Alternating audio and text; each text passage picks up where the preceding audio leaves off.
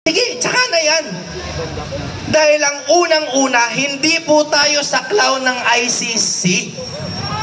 Meron tayong sarili nating hukuman at piskalya. Naniniwala ba kayo doon? Opo! Attorney Jimmy Bondoc, number 10 sa inyong mga balota. Marami pa pong magsasalita. Yung napansin nyo naman, hindi naman po kami puro senador o senatoriable na nagsalita. Halo-halo po yan. Kaya lang po kami nagsalita, nagkataon, kami po yung mga iilan sa mga huling nakasama ni Digong sa kanyang mga malalayang araw. Kami po ay nasa Hong Kong at wala namang kaming malay, although merong mga nagbubulong-bulong na baka nga kunin si Digong. Pero napakahirap paniwalaan. Bakit po?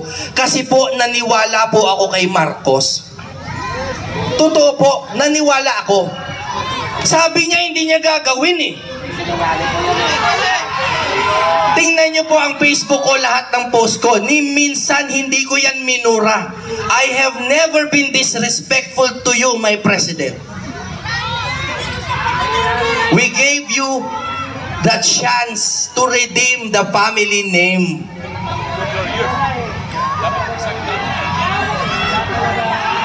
Kaya ang itanong natin, bakit nyo, kasi dapat niyang angkinin eh, bakit nyo pinakulong si Digong? Hindi po mukhang dasal to, pero ako po ay nagdadasal habang sinasabi ko sa inyo ito. Nagdadasal po ako. Dahil alam ko po, kahit anong salita ngayon, pwedeng baliktarin. Eto na po, kukwentuhan ko kayong maikli kung bakit nangyari yan sa palagay ko. Alam nyo po ba, last year hanggang ngayon, sunod-sunod, nag-file ng certiorari sila Attorney Vic Rodriguez laban sa budget. Sa budget ng 2025. Kami po nila Congressman Pantaleon Alvarez at ako mismo, nag-file kami sa ombudsman.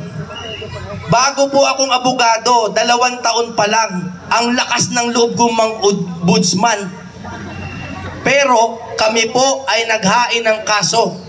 Kasama ang mga matitikas na abogado ni Kong Alvarez, falsification of legislative documents. Bakit kamo?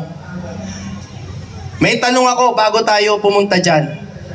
Mura ba ang bigas? Mahal! Naging 20 ba? Hindi! Baka naman 30. Hindi! 35. Hindi! O sige na nga, 40. Alam nyo kung bakit? Hindi ko nahabaan. Pero alam nyo, yung budget, puro blanco. Biglang nagkalaman. Tsaka na natin pag-usapan yung technical. Sasabihin ko na lang sa inyo, alam nyo ba kung anong mga departamento, yung mga pinaglaruan na numero? Kasi lahat tayo lahat kami anti-corruption. Lahat po niyan anti-corruption. Pero inaasikaso po namin yung mechanism of corruption. Paano siya nangyayari? Kasi ang biggest corruption po is our money. Yung budget na taunan. Alam niyo po ba kung anong mga departamento yung pinaglaruan? I will give you the 2 major departments. Number 1, Department of Agriculture. Number 2, Irrigation.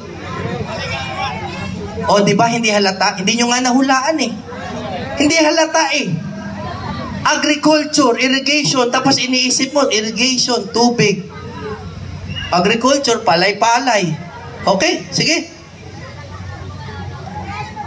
Tapos biglang 200 plus billion nagkaroon mula 0. Tapos nagtataka tayo kung bakit mahal ang bigas. O bakit ko sinasabi to?